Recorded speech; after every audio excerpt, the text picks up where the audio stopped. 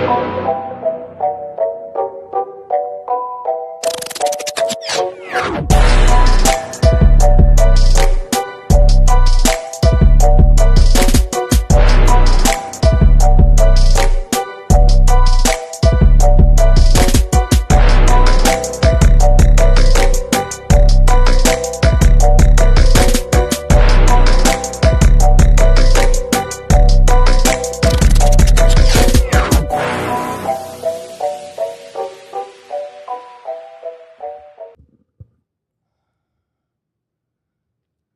right, ladies and gentlemen, make sure you tune in every Sunday night for what is called Sunday Night Live. Every Sunday night at 8 p.m., we go live with guests. Monday through Thursday, we do what is called, actually Monday through Wednesday, we do what is called therapy session, where we have just real people come on, we have real conversations, real talk. We are bringing back Boys Club, where real men have real conversations, we have real topics, we ask real questions, and we follow it up with Ladies Night, where we do the exact same thing with a group of ladies, and we ask the exact same questions with the same topics and the same conversations just to see what they really got to say. And as y'all know, Friday is always Friday Night Live. We do it here 5 to 6 days a week. It depends on how busy I decide I am in life. On No Cap Reacts. Welcome to another episode of Therapy Session. I'm your man, Bailey, a.k.a. Mr. Go Get 'em. And we are back in the building with another episode of Therapy Session. Tonight, I do have a special guest in the building. She's already nervous. She's already got anxiety. Let's hit the chats real quick.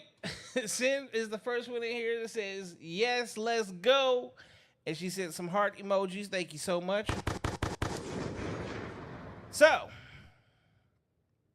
as I do, I peruse the internet, Instagram, Facebook, Twitch, Twitter, TikTok, and that's where I get my guests from. On this particular night, I ran into this young lovely lady. She goes by the name of Valerie, and she said she could be on the show. She said she could talk about anything. She said she was funny. She said she was everything under the sun. And the closer we get to the podcast, she said she has anxiety. So, without further ado, here comes the money. Here we go. Money talk. Here comes the money. introduce yourself. My name's Valerie. I'm from Mesa, Arizona. I don't know. What do you want to know? That's it. Where can they find you if they want to find you online? Facebook, Instagram. Under? Valerie Jimenez. Both. That's it? On everything? That's it. Same handle? Yep. Same thing?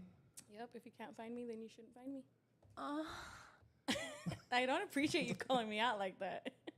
You have to tell everybody my business. This is No Cap Reacts. You're right. No, you're right. Okay. So, the premise of the show tonight is exactly how everything, all the other conversations have been. We just go sit here and converse, talk shit. You seem to be an interesting person that seems to be doing a lot of different things out here in the city. Yeah. So, that's what grabs the attention, and that's what pulls us to where we're at right now. So, I start at the very beginning. Back when little baby Valerie was in the streets of Mesa in her walker. What was it like growing up in Mesa, Arizona? Well, I only grew up in Mesa until like late elementary. But I don't know, like the normal 90s kid stuff. I don't know. Everywhere is different. Streets. I'm from Los Angeles. And Los Angeles is a lot different. You run the streets in Los Angeles? I did. Yeah, that's what we did. We ran the streets outside until the lights went out. The lights went out. Yeah, actually probably later for us because we were wilding a little bit more. But what was Mesa like? Mesa back then? Yeah. I feel like it was normal. I don't know what normal is to other people, but for me it was chill. We didn't have much to worry about. See, I'm not from Arizona, so being here in Arizona now is again trying to figure out. It's a lot different for sure. Yeah. For sure. There was a lot more people out and about See, back then. in from my childhood in Inglewood, see, we definitely had to be in before the lights went out. I live right across the street from Washington We Pratt. probably should have, but I don't know. My mother was a little different, so So we wasn't we worried probably about. should have. I wasn't worried about my parents. Neither were There we. was shootouts every fucking night. Every night somebody got shot. Same. See, It wasn't much there we different. go. She said, so Sam said 9 and then shoot Fiesta Mall, baby. When I first moved out here, She's Fiesta talking Mall about was cool. teenage years, though. She's not talking about our youngster years, which I'm on is like elementary. Well, how come her ass ain't here? You know, I don't know. I don't know what she's doing. She's a little hot mess over there. You should have brought her too. So she all in the conversation. Yeah, it's my little sister. She's 2 years younger than me. Okay, so growing up in Mesa, just like any other childhood, out running the streets. When you say running the streets, what's your version of running the streets? Well, we were really young, so we lived across the street from a park. Most of our time was between the apartments we lived in, the park, the buildings behind it, the store across the street, and just doing whatever we wanted. Honestly, we weren't very supervised. Okay. So teenage, you're going into your teenage years. What was that like? I lived in Oregon for my teenage years, and then I was back and forth from here and there. So teenage years, kind of a lot the same. Kind of just did whatever we wanted. I have a lot of. There were 6 of us, so we were locked in. Me and my siblings. God so damn, 6? My mom has 6. My dad has a few more outside of that. Holy shit. We were super locked in. We did everything together. Always running amok in some aspect, fighting or getting into trouble or just running amok. Literally running amok. That's Yeah. kinda like me. I'm one of 3, but we're all boys. Me and my oldest brother are 4 years apart. Me and my youngest brother are like 2.5, 3 years apart. Okay. We were very like back to back. 6 of us, 1 boy from my mom, but we were very back to back. Like Yeah, we were a menace. yeah, we were a menace as well. We were worse. My brother What's was the probably worst best thing? one. What's the worst thing you did? The worst? Yeah, like what are some of the things that you got in trouble doing, or should have gotten in trouble for doing? Should have gotten in trouble.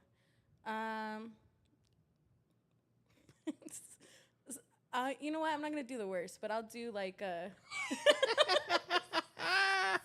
gonna do like Has the statute of limitations run out for some of the shit that you was doing? yeah, but we didn't put all that out there. Okay. I've helped people do home invasions. Oh my. That's not the worst. That's not the worst. Been the getaway driver. Dumb stuff. Sin says, say it. No, she's a menace too. That's why she's saying say it. We're not going there, sister. Yeah, like that's probably not the worst, but that's up there. All right, so you become now a young adult. What are some of the things you get into as a young adult? Young adult, I had kids young. So How young is young? my daughter I had a few months before I turned 16. I was still running amok, I'm not gonna lie. That's not called running amok. I was still. You was after out. I You had was on her. some R. Kelly shit. I wasn't. My kids, her dad I was with, I got with him in junior high, and I was with him until after high school. But yeah, I had her real young. Even then, I was still running amok for a minute, but my early 20s, I was in mom mode, family mode. I was still wilding a little bit, but not the same way. What's your version of wilding a little bit? Fighting, going to the bars, fighting constantly. A lot of fighting. A lot of fighting. Why such violence? I lived in Oregon at the time, a small town. And just they grew up different than we grew up. And we grew up all about like respect and don't disrespect me, this and that. And we'll put hands on people. That's just the way we grew up. In that town, they didn't really grow up that way. They just pop off of the mouth and just expect like people are going to look past it. And that's just not who I was or my sisters. And so we spent a lot of time whooping bitches' asses. Just happened. Get over here! That's literally what we did. Our weekends were spent. So He needs some milk. yeah, my early 20s was a lot of that. And it wasn't just me, it was my sisters as well. They were wild. We're all wild though. Sounds like memory lane. Yeah. She said kicking doors, dragging. Oh, she ain't lying. Like, I'm probably saying it in like the nicest way possible. So we'll leave certain things alone because that was my forte, and statute of limitations on some of those things do not actually. So erase that. Delete, remove. All right. So here we are, 2025. Grown adult, kids. You said grandkids now? I got a grandson. Fuck. Grandkids now. What are you out here doing? I have a couple partners in a business that I started up back in September. Which is what business? It's a restoration business. I've been in restoration for 13 years. So it's fires, floods, mold, asbestos, all that stuff. We started up our own thing. So I'm in that now. I run a nonprofit organization for overdose and addiction. 6 years into that. Mom, I'm a nana. I got a couple other little things that I do, but they're not as big as those. They're like my major things. Okay. So let's start with the restoration. What made you get into that? I have my father-in-law and my husband's aunt were both working at a company. I worked at GoDaddy prior to that. It got, I don't know, it was some weird stuff happened. And anyways, I was looking for another job. And they were like, hey, we're hiring here. And I got hired for something I had no idea about. That's how it happens. Knew nothing about it. Knew nothing. First day, had no idea what I was getting into. And then I got into it, and I was just good at it. Knew what I was doing, and I grew from there. I went from company to company. Started from being the very bottom, $9 an hour, to running companies. Congratulations on that. Yeah. So you went from a gangster in the streets to a gangster in the business world. Yeah. Actually, just became, not that I loved it, I was just good at it. Well, so this is what I've learned or what I've seen, even coming from myself. For those of us that grew up in the time frame that we did, right? If you hustled in any sort of way, or if you were troublesome in the streets, if you take that exact same energy that you use to get in trouble and to either starting a business or just working, period, 9 times out of 10, you become very successful. Mm-hmm. Because once you focus on doing something, like you really focus on doing something. And then from there, it just goes. I feel like when you grow up having to survive, your mentality is a little different. And so when you really lock in with something, you just really lock in with it. And it actually ends up real easy for you based off the life you grew up. You know what I mean? So, like, even if the job's hard, it's kind of easy based off, like, how you lived your day-to-day life. Or when you go from having to actually survive to really survive to it's like, okay, I just need to pay bills. Yeah. And that's kind of easier than surviving in the other aspect, I guess. Yeah, it's way easier. It's not easy, but it's easier. It's easier. Yeah. For sure. All right. Then you say non-for-profit? Yeah, I have a nonprofit. My mother-in-law and I started a nonprofit. We're on our 6th year now. What is the motivation for that? My husband passed away 5 years ago from an overdose, and his younger brother passed away 7 months prior to him from an overdose.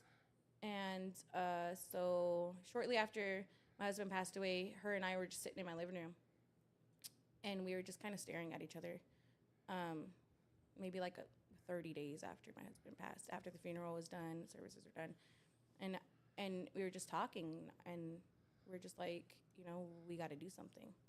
My mother-in-law was like, what? And I was like, I don't know, something. She's like, what do you mean? Just something. She's like a walk or something. But we do have a family friend of ours who does a walk. She does it out in Globe. And so we started out just like, well, let's like do an awareness walk. And she's like, what are we going to name it? And then we just kind of, threw ideas back and forth, and we just took off with it. And it's now something way bigger and way bigger, way more than what we ever expected it to be. It's not just a walk now. It's like a whole event. I just had 2 guests on last week that I think y'all might get along. Yeah. There's more people that have experienced it or Well, it's and different, but it's affected by kind of it, then- along the line. So she's from Phoenix. And with her being from Phoenix, she's doing a situation like she just did a backpacks for back to school stuff.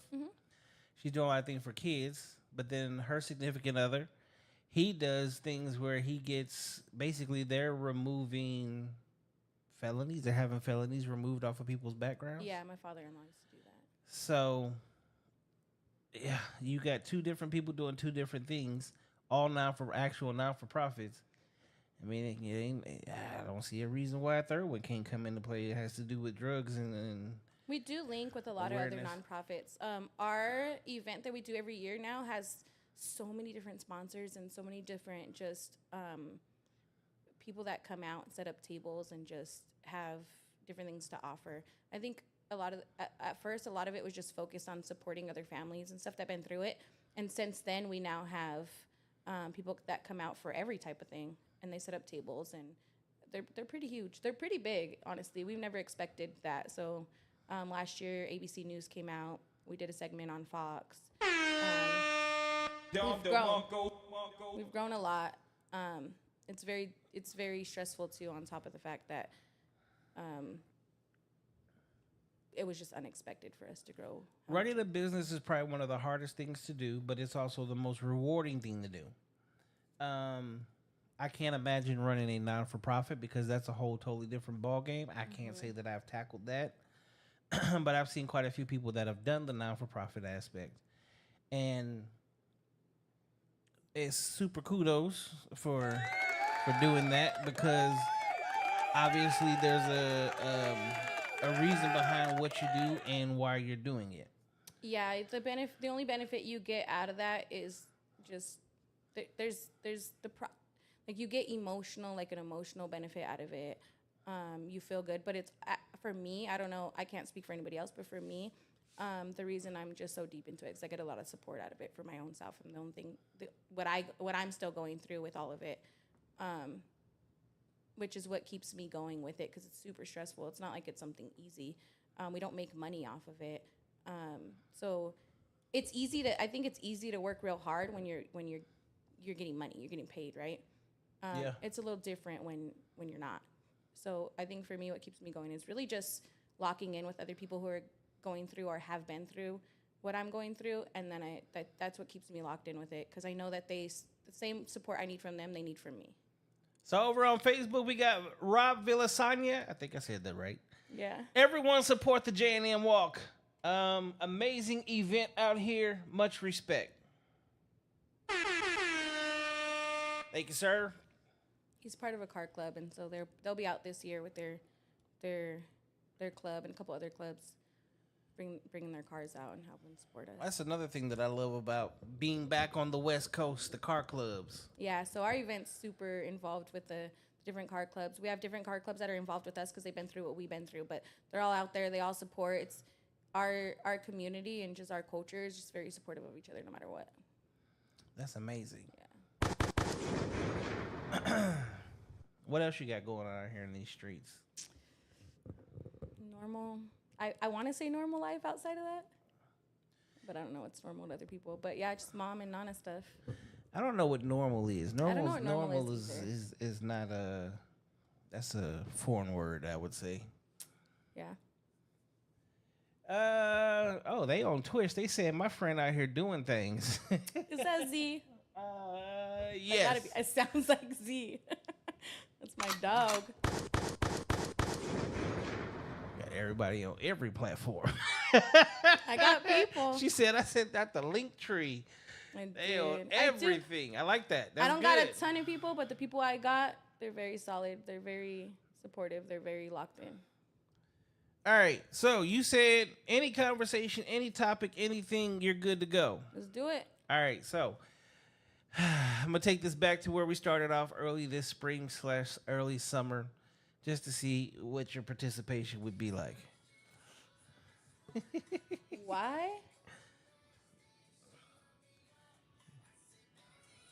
Is that not weird? Is that a call? No, my music just started playing out of nowhere. No, It was Morgan, just so you know. because it's Just getting. so everybody knows it was Morgan Wallen. is getting ready for this next question. Okay. All right. So, where's the sound at?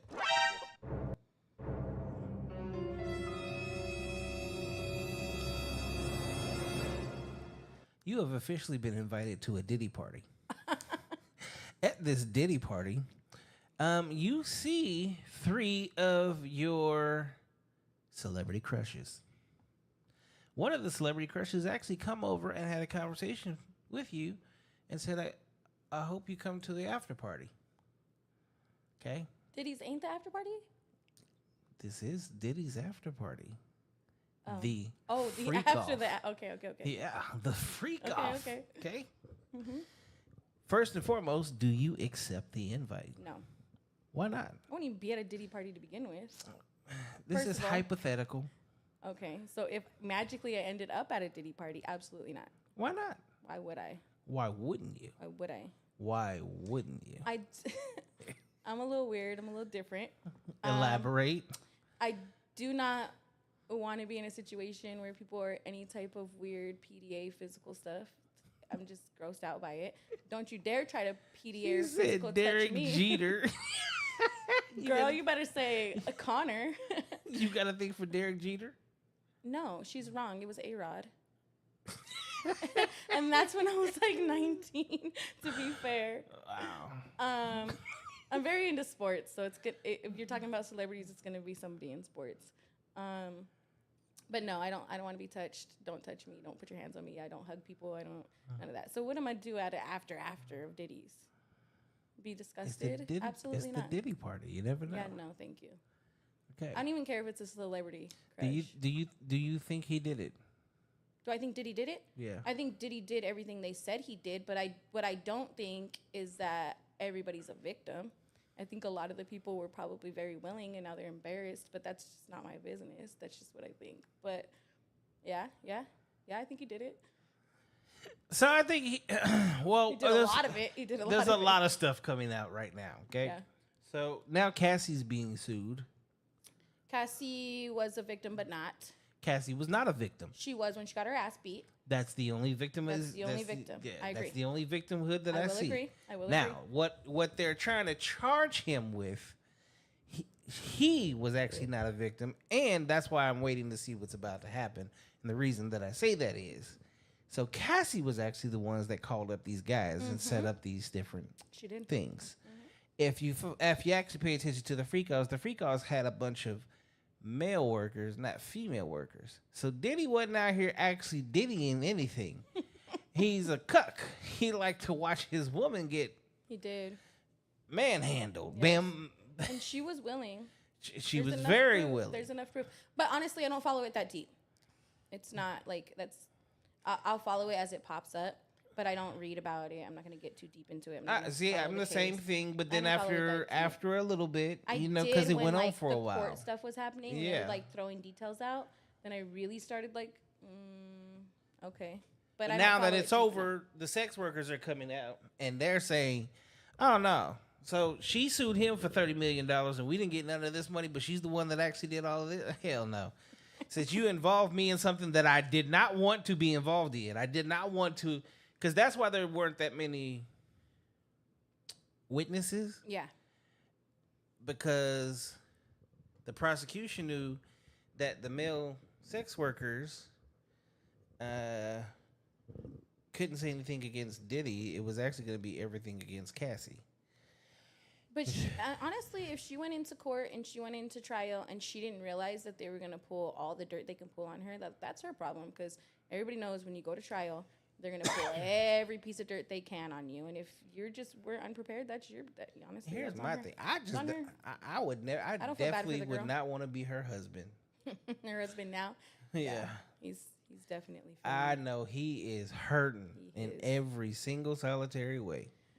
And to know that you were literally still doing this when we were dating. He's probably in a position right now to where he's trying to figure out, do I leave or do I don't leave? Like, if I leave, like, this is what's going to be thought of me and said about me. But if I don't leave, this is what's going to be thought about me and said about me. there's a no win for him. Like There's a no imagine win. imagine being He's the in man. lose-lose. This is the thing. You're the man that's with so people hate it when I say it, but I gotta be real. You are basically with the town hoe. Okay? And when she's a hoe and everybody that been up in her, when you go outside and you're the one seen with her, every nigga's laughing at you. Right? Because unfortunately you made the wrong fucking decision. Yes. Now you're really fucked because you actually married her. I feel like if he leaves now, he could still be the victim and not looked at so bad. he- But if he he's- sticks with it, like, you only got a time limit before people don't feel bad for you no more. You know how many ways he's about to be victimized? He's about to be victimized because he's going to get a divorce. He's going to be victimized because of child support. He's going to be victimized. But he has a case in child but- support. He but- got a case. Because of the streets. The streets is going to tear this nigga apart. He's not a He going to be street- victimized because anytime a chick's like, oh, I like you. Okay, well, I need to tell you that I was once married to... Oh, you were married to Cassie? Oh, you're Oh. that guy? Oh. Oh, no. Listen. There's women out there that are probably going to accept that. I don't know. I don't wouldn't. think so. Women I are... wouldn't, but there is. Women today are extremely judgmental. Not all of them. Correct. The you ones need that to- are you need to- not, you the need to ones get that are out not there. are also they're the opposite version of Cassie, but they have the same background. Like you don't want to be seen with them either. Yeah, you know what? You're right. That's exactly what it is. Yeah, because they're settling for him. Yeah. Yeah. So it's There's a group of women that'll feel bad. he's a victim all the way They'll around. feel bad. They'll feel bad for him. They'll probably date him 'cause they We all feel for him. bad for him. I feel bad for him. Fuck. He should have left when all this stuff. He started should have hitting the left fan. when As soon as all the truth started coming out, he should have dipped. Like that would have been the perfect time. And everybody would have been on his side for You it. know what I'm curious about though? What if they're still having freak offs and we What don't if know? he's because- into freak offs? and Thank we you. don't What know if that? he's a cuck too? Ooh, you know what? That may be the case. Think about I mean, that. we may not know that. That's crazy. You know what? He may be having his cake and eat it too right now. People feel bad for him, and he's over there having. Don't freaks say of his cake and eat it too. own. Exactly what he's doing. What she's doing. All right. So I asked you a question the other night. We kind of tabled that 2025. We're in the world of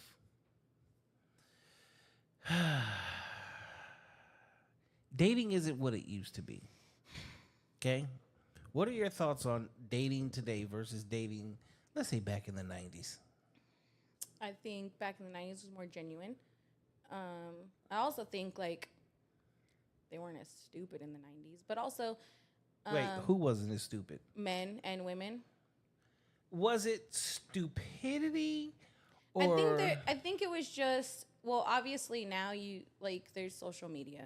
Thank you. There's dating apps. There's all these things that test you and your loyalty. Is so it yeah, really you're a test tested. though? It is a test. It is. How? Elaborate. Just because it's easy. It's easy. What's easy? Getting out there, talking to other people, cheating, being disloyal in that aspect. Like, Okay, it's so- way easier. You had to put the work in the 90s. Before there was social media, you had to actually put work in to cheat. Like, you actually had to go out there and do the damn thing to cheat. Now you just send a DM. Like, come on now. True. As a man, I had to walk up to you and get your phone number. Okay. Yeah. I had And you to. had to get- Your ass had to actually fucking be home to answer the phone. And you had to have the confidence to Yeah. walk up and get Thank a phone you. number. Well, you well, don't have so- to have hold confidence on no, social media. That's not true. That's not true. That's not true. Because now it's a little bit different. It's not the fact that men are lacking confidence. It's what happens when a man does have confidence. Like even today, me, I'm the king of, oh, she look good. She's at the gas pump. I'm finna go, well, let me look over there. Okay, she ain't got a nigga. Why you over here pumping gas by yourself? That literally has happened to me. Like, that's not your job. Why are you pumping gas? Where's your man? I don't have one. Cool. Get out the way. What'd you say? Let me pump it for you. No. I said exactly what You I shouldn't be said. pumping your Cool. own gas. Get out the way. Move. I got this. Okay? You do that and immediately that's rude. You're weird. Who are you? That's happening in the grocery store, the gas station. It happens everywhere. It's like talking to a total stranger as a man. To try to get to know you is weird as fuck.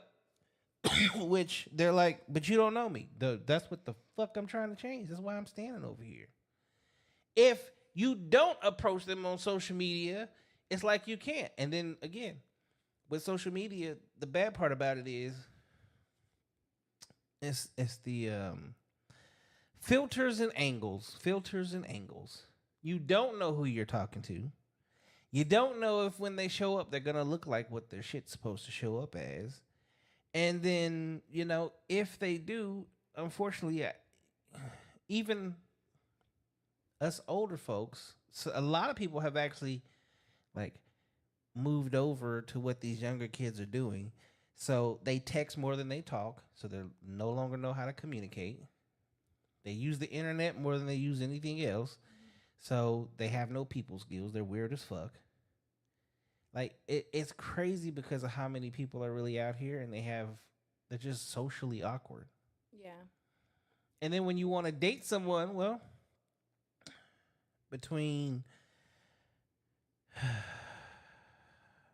all of the relationship shows and the Kardashians and what is that? Any of the basketball, football, whatever wives, love and hip hop. I think that so many people have this skewed version of what they think a relationship is supposed to look like. It's got to be full of Birkin bags and vacations and trips and matching BMWs and Benzes and diamond watches, etc. Where it's like who's living that life? Because that shit's even for TV. Yeah. And they have the most drama in the world. Yeah. Even living that life. Thank you. So, who wants to grow up and live in that aspect? So, just from your account, and you hit it on the head, I give it to you. Social media. One of my questions that I ask a lot is, who do you think social media benefits more, men or women? Men. Elaborate. Wait, you know what? Let me think about this. Probably women. Now that I think about it. Okay, elaborate. It's gonna be women. Why? Because it's so much easier for them to be fake on there. I don't think men go to the extremes that women go to be fake on social media and project themselves to be somebody they're not. No, they do. They do, but I don't think they go to the extremes that women go So to. it's different, right? Because Yeah. I think because women are able to reel in men just by looks alone, like that number one is already going to reel in a man. With men, they got to do a little more. They got to show up and show out, right? correct. You have to know somebody that's got a nice looks. car in order to take that picture, or That's you not got all to be women, around but it. that's a lot of women. Yep. It's not all women, but it's the women they want. Let's be for real. The women that they're going for, the social media women who fake who they are on social media, those type of women, most of them are the ones that you got to show up and show out for. So they probably got to fake. Women got to fake it, but not as much as men got to fake it to get one of those. I just don't understand why would you want to do that though? Like if you got to fake who you are on social media, like what's the point of even pursuing someone that you have to pretend you're somebody else for? Like why are you even wasting your time? Okay, so I'll give it to you 100%. You hit it right on the head. In many ways, women get to portray and show themselves out to be someone. Between filters, all you need is a bathroom sink to make your ass look fatter. Not even, just a pose. Correct. A pose. Stand a certain way. All right, you do your makeup and you get the right lighting, and you're gonna have hella followers. Yeah. Dudes just fantasizing, right? Now, the crazy part is as a man, there's only a few things he can do. So either your friend or someone you know has to have a nice car for you to get that picture. You're either gonna do one or two things. You're either gonna, because I've seen this before, right before rent's due, take that when you gotta spend that $2,100 on rent. You gonna lay that money out. You're gonna lay that money out and you're gonna take a picture, knowing damn well that shit finna disappear in 5 minutes. Okay. And then it's the fake J's or the knockoff clothing in the knockoff chains, etc. Once you do that, that's it. But here's the thing. Women themselves don't really chase after dudes. But men themselves, we are always pursuing women. Right? So a lot of the stuff that men do, it doesn't matter because no one's paying attention to it. But the things that women do, everybody's paying attention to it. And the crazy part about it is, it's not the fact that it's just the men paying attention to it. Women are also paying attention to it because now, whether she's your friend or your hater, they both want to know what you're doing because they want to outshine you. Because whether a lot of y'all like to admit it or not, you're secretly in competition with the next person because you're also out trying to get your perfect partner, friend, foe. Yeah, I guess. Most women. And then there's... I promise you I'm not in that category. I don't care what anybody says, I'm not. You're not going to find no pictures of me half naked. I don't dress half naked. You're not going to see me doing anything to show off my body to have a man look at me. I will not pay attention to any man on social media who's showing out his money, his cars, any of that shit. That's not the type of man I want. I don't give a fuck what you roll up in. I don't give a fuck. None of that. Perfect. So I'm just not that type of person in general. But I grew up a certain way, and I've been through certain things in life, and I was married, and I had the certain man I had, and none of that impresses me. I don't give a shit about it. No, nor do I give a shit about the next girl and what she's doing. And why not? Because I'm going through my own stuff in my own life, and I'm hyper focused on. No. The biggest thing is those things don't matter to you. They don't matter but to me. Why? Like you said, you were raised a certain way. Yeah, just what does it do? What is it going to do for me to be worried about the next girl? Number one. Number two, what is it going to do for me to be half naked on the internet? You can ask any of my friends and family. Most of them don't even see cleavage. I'm just that type of woman. I don't need to, and nor do I need to be. I promise you, I can be out and about, and it's not going to stop a man from talking to me if my boobs are out or not out. That's just not who I am. It's not who I present myself to be. I have respect for myself. And Z said, preach. But Z knows. You aren't going to see me out there, using my body or anything else to get any type of attention. Nor do I want the attention, honestly. I honestly don't even like it. Okay, so that's probably. But I'm just not. I know I'm not every woman, and I'll sit and say I'm not every woman all day because you don't meet. I know I'm different. So here's the thing, though. Here's the thing. I gotta ask this question. Okay, why do you think so many people today are out here looking for attention? I think because it's an ego thing, and insecurity. And social media has a lot to do with that as well. Okay, but so for sure, we're gonna blame it on social media. We know social media has created a lot of these issues, right? Now, here's the question. Like the bigger part of this, the biggest question of all is we've already agreed that the ones that benefit the most are the women, right? But it also the same things that you're doing are the same things that's hurting you the most. Yes.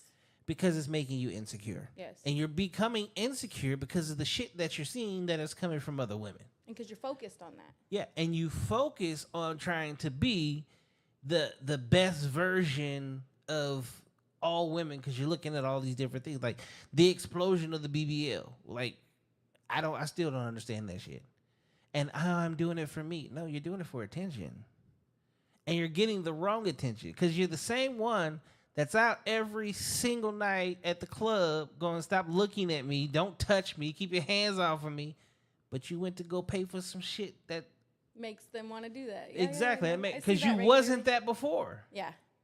So you can't sit here and say that you did it for yourself and then complain about it because you're getting this negative attention that comes with. No, you're getting what you want. Exactly. You're getting exactly what you want. Right? What they want is the power to say, don't touch me, don't look at me. Because they didn't have that prior. And it's just an ego booster. It's just something that makes them feel better about themselves. And it's weird, go to therapy. But honestly, like... She said it's weird, go to therapy. It's weird, go to therapy. Because therapy would have probably solved something your BBL didn't. But that's not me. I don't know. I'm just speaking from my point of view. I can't speak for them. True. But as the current everybody got their own trauma. Resident female here right now. Mm-hmm. See, I love to have these conversations, especially to hear the woman's point of view, because I've heard both sides. I've heard that this is why we do it, and it's empowering, and it's all this. And I don't understand how. Well, let's take this back to the Diddy conversation a minute ago with Cassie, right? Think of all the different dudes that just had a free for all with her, right? Now she has a husband, and now it's been made very public that she basically just requires the biggest, longest, thickest everything all up inside of her in every single way. She needs to be peed on. She needs to be fecal matter. She needs all this different, just wild, crazy shit, right? As a man, we don't want that. You're not That's wife. not who you want to marry. Yes. You might want that at some point, but it's not who you want to marry. No. See, there's a difference between, as men, and I admit this shit all the time. I have no problem. I tell secrets. I tell the male secrets that are like, shut the fuck up, you giving away. People need to know me to have real conversations. If you're my woman, and I woke up today, and I'm like, I just want to piss on a chick. I love you. I respect you. I'm never doing that with my wife. Yeah. And then they're like, but you're going to cheat. I didn't say anything about cheating. Here's the thing. Even if I did pay somebody or whatever the situation is, talk somebody into doing it, we didn't have sex. Her time was to get peed on. Now I get to see what that actually felt like. Yeah, it wasn't shit. I'm going to go home to my life. It didn't stop me from loving the woman that I'm with. You're my wife. All of a sudden, motherfucker wake up one day, I just want to fuck her in the ass. Baby, what? No. You're not doing that to me. No. So he goes and finds it somewhere else. Okay, he got it out of the system, comes back home. What? At some point in time, you have to understand that everybody changes. Some people go through these weird fucking phases. As they go through their weird phase, sometimes they got to get it out of their system. There has to be a point where you have to go, okay, like, it is what it is, because it's the life we live. What I don't understand now is how... Who was the first person to say it? Was it Kevin Gates? Eating the booty like groceries? Was that not Janae Aiko? What did she start? I know it was one of them motherfuckers. I'm gonna give it to Janae Aiko. Okay, let's go with Janae. Okay, We'll go with Janae. Her fine ass, but I still would never. Okay. Why do these things? Why do you think these things today are even topics of conversations in music, or topics in music that it's now become so talked about that it's no longer taboo, to where, yeah, we live in a world where everything is just based off of sex? I think because it was forbidden for so long, it was looked at like it was looked like it was a bad thing for so long. So then when it started being embraced, everybody else just embraced it. It became a popular thing. It's just like, I don't know, Adidas going in and out of style. Just whatever. People are followers. Most people are followers. Why can't you just keep it behind closed doors like it's been for years? Sex sells. Everybody knows that. Sin said, not everybody. I've been the same bitch since high school. I don't believe that. I just don't believe that. No, you haven't, girl. Chill. You a thug. She ain't a thug still. I walked in the room. She was listening to Morgan Wallen the other day. I was like, Morgan Wallen. Why does everybody love Morgan Wallen all of a sudden? Don't hate on Morgan. I listen to Morgan. I've listened to Morgan for years. I love me but some all Morgan, of a sudden in the last not her. 3 to 5 years, all of a sudden everybody loves Morgan Wallen. You know why? What were we just talking about? As soon as it's popular for everyone, whether they like it or not. It's being part of what's in. It's you know what I mean? It's not. Half of them probably don't even like. You know what? I went to a Morgan Wallen concert, right? My kids bought me tickets for my birthday. I went to a Morgan Wallen concert. I'm over there, hype. I'm so happy. It was like literally like the best present I could have got. I'm in a section where I'm standing up, singing every song. I'm hype. I'm living my best life. And there was probably 50% of the songs that everybody around me was sitting down. Sitting down. I was offended. I'm like, what are you guys doing sitting down? We're at Morgan Wallen. It's fake. It's fake. It's just doing it to say you did it. You're not an actual. So no, they're not really into Morgan, or they're not really into whatever they portray themselves to be into. It's more of saying, I've been there, I did that. That's what's popular right now. So I'm gonna jump into it because that's what's popular. I want to post it. I want it on my social media. I want to say I was doing it. It's a hashtag. I want to hashtag Morgan. I want to hashtag the videos. I want to gain followers. I want to become viral. You know, that's what it is. I promise you, probably 50% of that. Then people, my whole entire section was sitting down for multiple songs. I'm like, what are you guys doing? Like, what? This is like a song that's been out for like years. One of his biggest songs. What are you doing sitting down? But 'Cause they that's what don't my know section was like. Like, Yeah. no lie. I was shook. I was looking around like, what? I'm about to go down there with those people. But yeah. That's what it was like. Sid says, hi, Tia, love Ray. She says again, I'm the same as Stop. Nah, I love me some Young Dolph. Fuck She's outta a young here. Dolph. She's a young Dolph lover, yeah. And then Kenny Chesney, that's our shit. Kenny Chesney was our shit. No, I'm actually a country music like lover. Like, it's not just Morgan. Like, it went back from So when I was younger. I'm from Los Angeles. I went to college in Missouri. I lived out there for 16 years or so? 15, 16 years, something like that. When you live in the country, you listen to country. It's all around you. Okay? I used to do music. I was signed to Sony. I did that for 7, 8 years. Yeah, you're around all these artists. You're around these different people. You meet a lot of people. So music-wise, I have a very eclectic choice of playlist, I guess you would say. So I understand it. But yes, I do see the fads. Yeah. The fads are, yes, right now, Kenny Chesney. I saw the other day, Nobody Snoop listens to Kenny no Dogg more. decided to go do a country song. And it's like the new thing. But how do you feel about Beyonce doing country? I don't listen to Beyonce as is. I don't either. So but the fact that she's doing country music, I'm like, so the fuck what? I absolutely didn't like it. I was absolutely against it. I refused to listen to it. I don't listen to, I listen to because I listen to old Beyonce, but like newer Beyonce. So I'm gonna be with Z. I'm definitely What does he down. Young Dolph. She says no. I'm a Young Dolph lover. Young Dolph was actually one of my good friends. Okay, Nipsey Hussle. Yes. I'm still Team Tupac. Yes. Dr. Dre. Tupac all day. Okay, I'm NWA. If you wanted for me, new school I'm an old nigga. Jeezy, original like Rick Ross. Okay, I listen to a little bit of NBA YoungBoy. I have no idea how the fuck I got stuck and I listened to this little nigga all the damn time. The motherfucker that say "burr" all the time. He locked up right now. Brr, brr. The little young ass nigga. I can't even think of his name right now. But besides that, like, I don't listen to like this new shit. I don't listen to too much of it either. I'll be honest. And I'm not. Cause see, I'm an R&B head. Me too. Okay, so Z2 girl.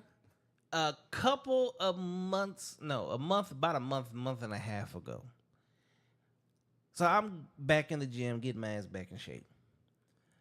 And I said, you know what? So I got out of my car, and in my car, I'm listening to 112. And I'm like, all right, let me go ahead and put on like this rap and like get in the mood. Yeah, like, nah, you know what? I'm gonna keep listening to 112. Best fucking workout of my life. Dude, me too. Do you know how many like I know a couple people who are like super like gym rats, and they're like send me music when I was jumping back into the gym. They're sending me music, and it was all this like stuff I'd never listen to anyways. But I'm really not listening to. I'm on my R&B in the gym. On my oldies, my R&B, because I feel like I want my mindset to be. I listen to it in traffic as well because I want my mindset to be calm and chill. Like I want to focus, and if I'm gonna focus, it's gonna be on the music I like. I'm not listening to no hype, nothing hype when I'm in the gym or driving. And they're like, how do you drive like at night, 5, 6, 7, 8 hours if I'm going on a drive and you listen to R&B, you're not falling asleep? No, that's my No, shit. hell no. And Locked the thing in. about it is, I'm locked in. when you listen to like 90s R&B, So the 112s, the jagged edges, the Casey and JoJo, the Silks, High Five. Oh my God! So you Don't listening forget to Jodeci I or kn- Rome. You can't forget Jodeci. Don't You forget can't Jodeci. forget Rome, Tevin Campbell. Okay. It doesn't matter, Tank. You put all this shit, Jaheim, you throw all these different people on, right? You can sing every single song word for word because you know what? We listen to the whole tape. Yeah, I'm taking The it whole back. tape. We listen to the whole tape, right? And then, we listen to the whole CD. We didn't just skip through. Yeah. Now, they don't. Somebody just did a damn CD with 30-something songs on it, but you only want to listen to 2. I can't do it. That happens all the time. Yeah, because Even with music isn't even with the same. artists that you actually fuck with, like newer artists that you actually fuck with, like you're not gonna listen to the whole album. Let me go back to Morgan. I'm gonna give Morgan his flowers because I'll listen to the whole album. But I'm super into lyrics as well, so it's not just his voice and his music; it's the lyrics as well. I'm very into lyrics. So Lex says hi. Lex, it's my baby. R.I.P. R.I.P. MC8. And then Lex is what my you daughter. know about MC8? Okay. Lex said that. No, Sin said that. Oh, Sin, she just be on some stuff. I know MC8 boss. Don't get me started. You don't want to talk 90s rap. Let's go with the R&B. Girl, you trying to kill us when you drive. Yes, I do. Toya, I do. Everybody falls asleep on our road trips, and I'm in the zone. She said we recorded it on cassettes. Remember when they used to do... Okay, so for us in L.A., on Thursdays, Fridays, and Saturday nights, you had the DJ that came in, and they would play, like, all your best R&B. We had the Midnight Mamacita. Yeah, so, and She you come in would at take... midnight. You're sitting there at your radio, right? When you should be at the club, or you should be out with your friends, or you are with your friends, but one of you motherfuckers is right there at the tape player, because when that song comes up, when the DJ gets done talking, you hit play and record. Play and record. To record. Yeah. I wasn't that old. I did it when I was in like elementary. How old are you? 38. Oh, you ain't that. You're a little younger. I'm 45. But I still did it in elementary. In elementary, I was Exactly. But and then my siblings. see, my like, sisters. by the time I got to college, when cell phones really started happening, well, even before cell phones, back when my mom and my dad gave me my own phone line, and you get an answering machine, and you play your favorite song, and it's playing in the background, you just call Bailey. Not me and my sister would have a whole like, you know who you call, hit us back, blah blah. We got MC Magic in the background. I'm not It was a whole available spiel, right now. And then she'd jump in and be like, yeah, you know who you call. We would and then like, oh, that sounds dumb. Let's re-record it. Exactly. re-record We it. had to record that shit so many times. Yeah, that was me and Or Sid. you'd be like, oh, man, I wanted to say that. I didn't say it. I Yeah. got to redo Do it. it again. And then listen back and like, okay, like at least 15 to 20 times where you get the right one. Yeah, that's me and my little sister. We used to do that. That was shit- back in the party line days. Did you do party line? No. Hell Yeah. no. Me and my sister was heavy in the party line. See, We were wild though. We went on there to fight people. Like So- we'd go on there to talk shit, and then they're like, "Oh, I'm gonna beat your ass," and we're like, "Pull up. Here's our cross street." you know what? I didn't have a chance to do the party line because at that time Missed out. I'm full-fledged football. I got too many colleges. I got colleges looking at me. I'm at practice. I had a job. I ain't gonna lie, from 12 to 19, I had the same girlfriend. I was busy. I was busy. Everybody was like, I was a popular kid in school that didn't go to any of the fucking parties. Now, when it came college, I was a whole different nigga. I ain't even gonna lie. I went from the motherfucker that wasn't out doing shit to the motherfucker that was all the way in the shit. And the crazy part about it is, even during high school, I was doing shit I wasn't supposed to be, but nobody would have ever have known because I was just so low key with everything that I did. Except fighting. Because I did hella fighting in high school. Lots of fucking fighting in high school. That's what high school's for. I feel like. No, it's not. It's really not. See, high school was the best time of my That was life what it was until for then. us. Fucking going to school. I grew up in a blood neighborhood. My favorite color is red. I didn't have no problem with these niggas. My favorite color is just fucking blue. Y'all shit. I can't help what the fuck. You're not finna change what I want to wear. So every time they see me, oh, we gonna jump on you. No, you're not. And then I'm getting in trouble because I'm fucking people up. And then they didn't realize, like, I boxed for a fucking long ass time. Yeah, see? My brother, my little brother there right there. Yes, fights nonstop. Mm-hmm. In the streets, I was fighting. Bowling alley, I was fighting. Carl's Jr., I was fighting. It didn't matter where I went. So I was the same. it was my sophomore year in high school. And there was 3 blood dudes that tried to jump me in school right after lunch. I sent one to the hospital. The other one went screaming like a bitch up the hallway, and the other one just got knocked out. So they kept me in the office all day long. Now this happened right in front of the office, so they saw it was 3-on-1. And I didn't throw the first punch. So I was cool. After school, I go to leave. Now, the one that went running like a bitch, yeah, he went and ran and got his homies. So, outside of the school, one of them hit me on my left side of my cheek, and I remember because I lost a tooth. It was a baby tooth, but I lost a tooth. I got a cut on the right side where the other one had a knife, and one, I just grabbed a hold of him, and I just wouldn't let him go. Again, beat the fuck out of all 3 of these motherfuckers. Police came to come get me from my house. This is twice in one day that I had 3-on-1, and it still didn't work out for him. So I'm on a football team. Everything's going cool. Everything's going good. I didn't get into no trouble for that one because I didn't do shit. So on my team, he was one of my linemen. His name was Terry Magi. He was supposedly the biggest, baddest motherfucker in the school. Big ass fucking Mexican. So I don't care. I don't give 2 shits. After school one day, he comes up to me. He's like, "You put your backpack down. I'm fucking you up." I put my backpack down. He put his down. I said, "What we gonna do?" At first, we teammates. You ain't say shit at practice. You didn't say shit. Now all of a sudden, but see, they came and they got in his head because he wanted to be part of the game. They came and got in his head and told him all this shit. And all right, but if you gonna do it, you gotta go fuck him up. That motherfucker. You know the walkway we walked up to get to where we at? You know how that be at the high school? Yeah. The only difference was that motherfucker was full of blood. I drug his ass up and down that motherfucker whooping on his ass. That got me kicked out of all high schools in the whole state for a year. My mama sent my ass to Newark, New Jersey. And then my auntie was like, "No, he can't stay here."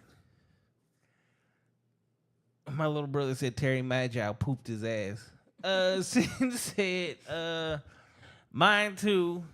Roller tink or a roller rink? Oh shit! Did you skate? Y'all went skating out here too? Yeah, and well, we used to go to Skyline or the roller rink on the weekends. Obviously, they used to have like the preteen nights or whatever. Did We y'all also used to do teen club. I was gonna say, did you guys on the roller rinks? Did y'all have the lock-ins where once the kids was in, they locked it until the next day? So your parents had to sign the permission slip. Mm-mm. So in L.A. and in Missouri, we would have like overnights, and then they would do it for the whole weekend. Drop you off on Friday, come pick you up on Sunday. They did do overnights, but it wasn't every weekend. It would be like once in a while. Yeah, they would do it like once a month. No permission slips. No. I remember pulling up and doing it. In L.A. for sure, everything came with a permission. I don't remember that. In my neighborhood, there were so many shootings. There were so many fights. I'm from the heart of gang culture, because you had the war on drugs, the crack epidemic, and then you had Bloods and Crips. Yeah. So I don't know how it was out here. That's why when I talk to It was people, very much like that, but it wasn't Bloods and Crips. But it was very much like that. It honestly was still like that not that long ago. Like, we lived in Maryville for a minute, me, my sister, and my dad, whatever. And it was still like that. It just, obviously, as that generation started weeding out from whatever reason, whether they're in prison or dead, or grew out of it, it just kind of stopped after that. yeah, see, My generation, I want to say, probably my generation. Say the thing about LA, that shit ain't still. It ain't like that no more. Niggas But is. it was very much like that for a long time. They still like that. We all 45, 50 fucking years old. They still gangbanging. Yeah. I mean, Sin said, "Tell my sister to call my ass on the phone." I ain't calling her wild ass. We're not calling you because she won't stop. She's wild. She's like crazier, louder, more outgoing, unhinged, ghettoer version of me. Ghettoer version of me. Might need She to have knows her it. on the show.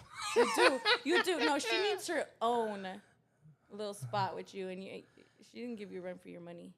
I don't know about that. Nope, she will. Nah. But on a different level. Like, she ain't gonna get too deep. She's too wild. She's gonna clown. She's gonna clown the whole time. See, but that's the whole point. Sometimes that's a good thing. Sometimes. Yeah, you need to have one that's just clowning session. Yeah, like And that's her. Sunday, I got two of my homies coming out here. They're about to release an album.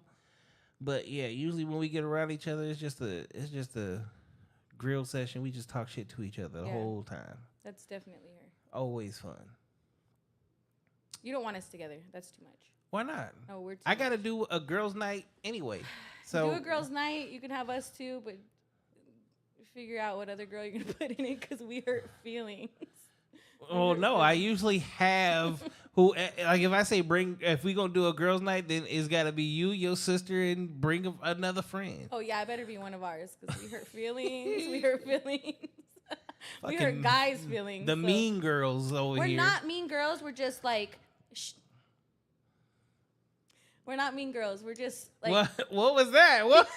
Because my emotional support friend who came with me want to look at me crazy when I said I'm not a mean girl. I'm not a mean girl. Hold on. I gotta. Is she a mean girl? Are they mean girls? No, like a mean girl. No, be for real. No, like what actually a mean girl is. Like a Are mean they girl's mean? just mean for Are no they reason. mean to other females? No. Just yes or no. Mean Girls movie, no. Mean to other girls, fuck yes. Okay. Is it Mean Girl. for He no said reason? Mean Girls movie. No. It's never. But for no mean reason. to other girls. Z, Yes. Z better chime in because I'm not mean to other girls unless it's absolutely like permitted. Like She said, "No, I ain't trying to clown because I like to fight." So, how old? Wait, you said 2 years younger than you. I told you. So she's 36, and you still want to fight? Yes, it's very much. What the fuck you doing at 36 years old? You about to have arthritis. Sit your ass down. She married. She got kids. She's not married. She does got kids. Your kids supposed to be fighting, not you. Shit. Her kids do be fighting. Exactly. She said we keep it 100. Rewind. We're not mean girls. We're not. We don't just run around being mean to people for no reason. Okay, well, I'm gonna have I don't just run around bullying. No, I'm not I'm a gonna bully. have y'all come for a I'm gonna talk to me. ladies' I'm gonna talk night. about me. I'm not talking about my sister because she's a little more wild. I'm not a bully. I'm not mean to nobody for no reason. But I Wow. promise Okay, you, so Z says she not mean, but she not. ain't nice either. yes. You know what, Z? That's exactly it. That's why I said Z chime in. I'm not mean, but I'm not nice at the same time. Sin said, "Who you take with you, Val? Drew down Pimp of the Year." Listen, stop throwing names out there. We're not talking about those people. Who? Who's that? Anyway, I'm trying to be on a subject here, and you keep throwing it out. So my point is,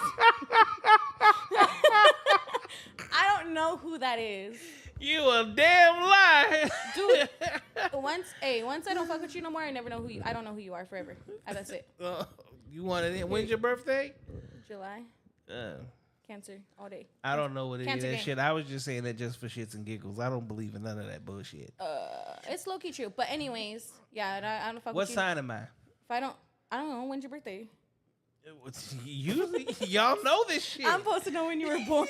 No, I didn't I'm say not that. your mother. Usually, people be like, "Oh, I know your sign just I by the way don't. you act." It ain't that deep. I only know about myself, and that's it. I don't give a fuck about nobody else's sign.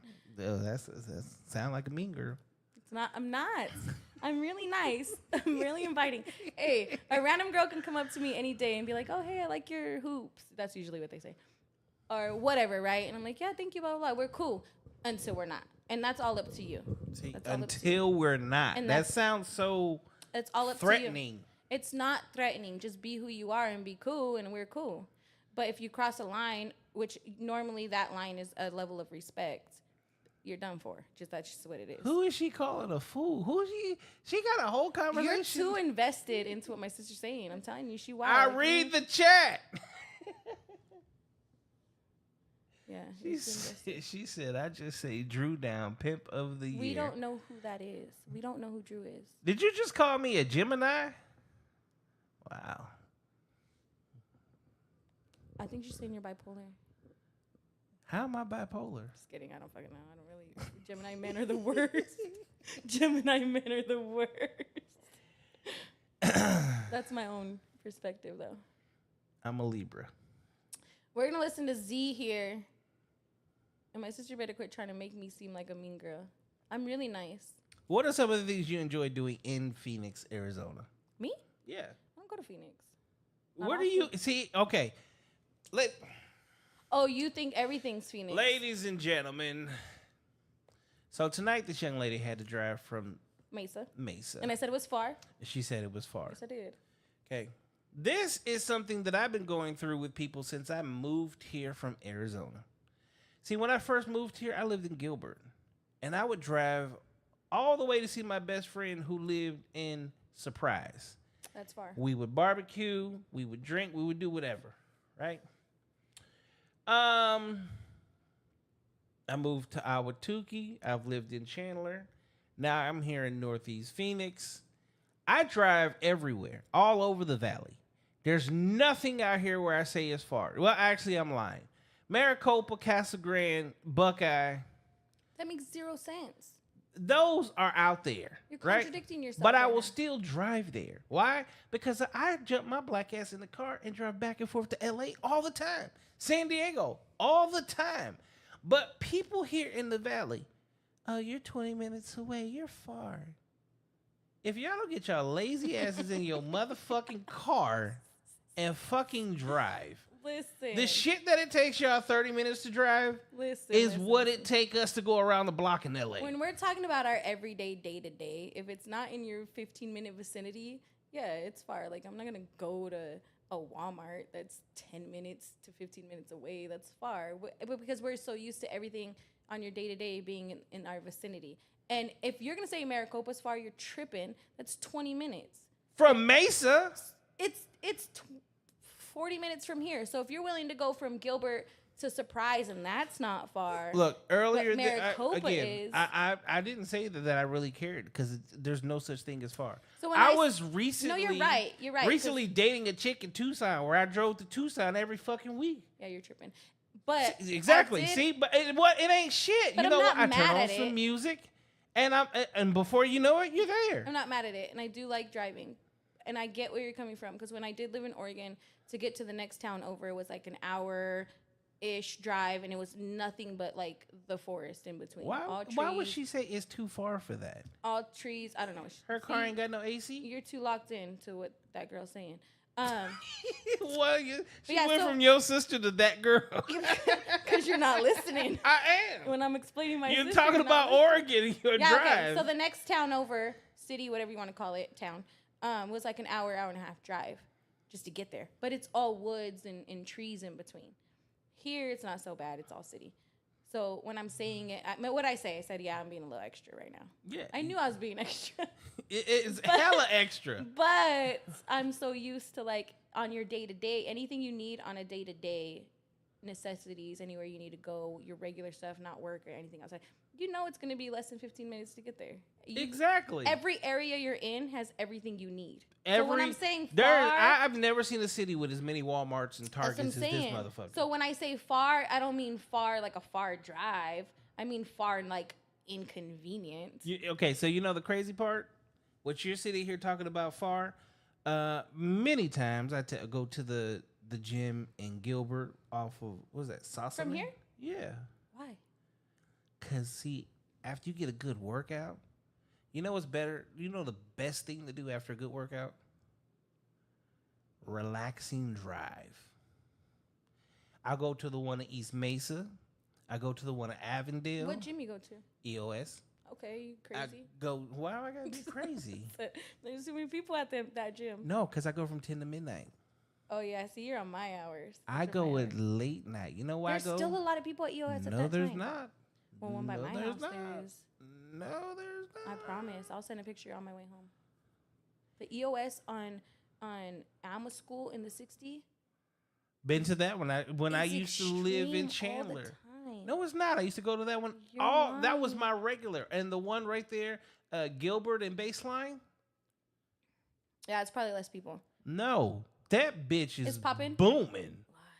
And I ain't gonna lie. I'm gonna take a picture of Some of the one on Alma most School. beautiful strippers in this city went to that. I don't know why they all live Why? over there. They probably live in that area Exactly. I'm saying, I don't know how they all ended up living up over there. because they don't want to live by the club they work at. Man, and that's when I didn't go to strip clubs at all, like at all. So I'm in there at first, like, God damn, why is all these badass females in here? So it's me, my boy John, my nephew. We all working out together, right? So then one day John shows up at the club. He go, "Hey, you know, girl, you know the one that come in here with her dude." And I'm like, yeah, the one where it seemed like he's cool with niggas just looking at his girl like that. He's like, yeah. Because he was actually cool with it. He goes, guess what? I was like, what? He showed me a picture. He's like, she work at the strip club. I was like, I called that shit out. I knew. So then it started making It depends. What strip club? the one right there by Tempe Marketplace. I don't know the name of it.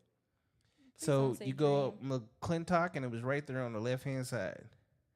That one? The little tiny one? No, On it's McClintock in the 202? yeah. Yikes. Okay. Okay, she worked there. She was, oh my gosh, she was bad. I ain't gonna lie, she was bad. So then, I started this podcast. What, 7 years ago? And I was like, hey, I want to fucking interview a stripper. It's like, but how do you find one? So, I'm posting as usual. I'm trying to find one on the internet. You know how you be trying to find people, right? Nobody want to do it. So I was like, fuck this shit. So one day, I just took my ass up to Jags. Yeah. Sat down. Here they come, like clockwork. Snatch one up. Okay. You want to come be on the podcast? Yeah, I'll come do it. Okay, now I'm being serious. No, I'm being serious too. Okay. What's your real name? She told me her real name. I'm like, oh, shit. Okay. What's your phone number? Here. She's like, take my phone. Put your number in. Call it. I'm like, oh, she's serious. That's how I got. So she came in? Yeah, she came. We did an interview, right? Now, while I'm in there, now I'm looking around. Now I'm like, oh, shit, she worked at EOS. Damn, she was working out at EOS. God damn. All these bitches, all these motherfuckers out there. So you either live in Chandler or Gilbert, because at that particular one, that particular one, because you got Mesa right there to the southeast. You got Gilbert right there to the south, and then you got Chandler to the west. So that baseline in Gilbert area right there, because you got downtown Gilbert right there, you got Mesa on the other side of the 60, and then you got Chandler right there if you go west on the 60. Southwest, Yep. Right? So it was like, there's a reason all these strippers is at this one fucking gym, and that's why they all live in that and in that Nobody area. that works at Jags wants to live by Jags. Well, you can't live by I Jags. mean, you can try. You be homeless. You either gonna be I meant homeless in the or area, living in the area, in hotels. the vicinity. Nobody wants Yeah. to live in West Phoenix, Glendale. That I ain't mean, true. some people want to. I was mean, gonna say I there's know so strippers many people. I meant stripper wise. Stripper I wise. love. You don't want Glendale is the shit. Like I don't know if you like your house getting shot up. You like police flying over you on a regular basis. Some people like that. I don't mind. I mind. I grew up with that shit. I don't want that no more. I think that's why I don't mind it. Yeah, no. See, that's the problem. You don't mind. I don't want to be so used to that shit no more. I want to be used to quiet, peace, Well, silence. You're in the right area. Exactly. Well, Ish. actually, no. It's not that quiet here. There's no way it is. It's quiet as fuck. Really? Nothing. Total silence. 1 o'clock in the morning, 2 o'clock in the morning, 4 o'clock in the morning, 2 o'clock in the afternoon. Total fucking silence over here. Maybe this exact spot, but you're real close to not silence. Like, Oh yeah. Bell? I know where this Bell ain't shit happening on Bell. It is. Go take your ass down around Cactus. Anything south of Cactus. I'm talking about like 19th and Bell. Once you get down south of And Cactus. 19th and anything. What's 19th and Bell? I don't even Ninth- know what's over there. Ghetto. It's drugs. Mainly drugs. My car lot is Cave Creek and Hatcher. Cave Creek and 8th Street. The heart of Sunny Slope. Yep. Homeless everywhere. Yep. Sunny But Slope you- used to be worse. But you know the crazy part about it is? Here's a car lot. I'm looking multi-million-dollar homes up on the mountain. Yeah. It's crazy. You could just look. There's so many neighborhoods here where you can like stand on one side of the street. And She then said there's no strip clubs in Mesa. There's one, and it's called Desert Flame, and they only hire white girls, and it's terrible. Desert Mesa got one. Flame. Mesa got one. Where the fuck is that at? Desert Flame's like East Mesa, like borderline AJ, which clearly says enough about the strip club by the location. Yeah. But there is one Mesa one, and it's Desert Flame. There's a chick that tried to date me at AJ when I first moved here. Yeah. One of the first things I found out about the Phoenix greater area is We don't that fuck with AJ is like, hey, all I heard was meth. AJ's a no-go. And I said, the first thing I thought was like, shit, that sounds like Missouri. Okay. Leave that shit alone. AJ's a no-go. She said 27th and Greenway or Bell pretty bad. My office was Bell and I-17, which is basically right there, 27 and Bell, and nothing happened over there. I think what's bad now and what used to be bad is two different things. I think when we were younger, what used to be bad was like gang areas. What's bad now is like drug areas. No, so like anything 27th now Anything 27th? is like hoes. All you think is women walking the street and Especially Indian school. homeless. Indian school all the way down. All the way down to what? Indian Like school got no good streets. 27th is always bad. 19th Ave is pretty much always bad. Granding, great. Anything Maryville, done. AJ's a whole different type of done, but AJ's done. Nobody fucks with AJ. Even if AJ you just reminds me of country. even if you live there and you know it's not so bad, like my mother-in-law lives that way, but she lives on the south side of the 60, it's really not bad. But just the fact that you say Apache Junction at all, just it's tarnished. Just no coming back from it. They Like can't. I they ain't gonna I come can back never from it. say that I've ever looked to. I'm gonna live in Apache Junction. Yeah, no, who does that? Like Unless the you- name itself is off-putting. The name itself sounds like a place that a black man should never live. You're right. No, you're absolutely right. You're absolutely right. You shouldn't. I've never seen a nigga in Apache Junction. I The don't- fact that I have Wait, to I don't- drive through Apache Junction right. to get to Canyon Lake is scary as fuck. No, you're absolutely right. And you know the craziest of all crazy? You know the first place I went to when I moved here? Please don't tell me that's where it was. What's that mountain? Which one? In Apache Junction. Superstitions? Yes. So I got here. I drove here 21 hours straight from Missouri. By the time I got here, by the time I got to the panhandle of Texas, Albuquerque, New Mexico, I was just so hype. Like I went from tired to hype. When I got to Flagstaff, it was like I went to sleep. I've been sleeping for 12 hours. By the time I hit, then Tempe, because my boy lived literally right there in Tempe, right by Arizona Mills, literally like 2 streets over from Guadalupe. Yeah. Okay? He lived right there. So I get to his place literally at 5 o'clock in the morning. Wake him up. He's got to go to work. He didn't even tell me. So his baby mama, he had brought out here. And then she had her girlfriend, which is a chick I used to fuck with back when we all lived in Missouri. So he like, I got to go to work. I'm like, all right, cool. Like, I ain't got shit to do. I just moved here. My apartment's not ready. I ain't got shit to do. So I look over at the chick that I was fucking. I was like, how long you been out here? She's like, a couple weeks. What did you want to do? She's like, you see that big ass mountain right there? Like, you have no choice but to see that big ass mountain right there.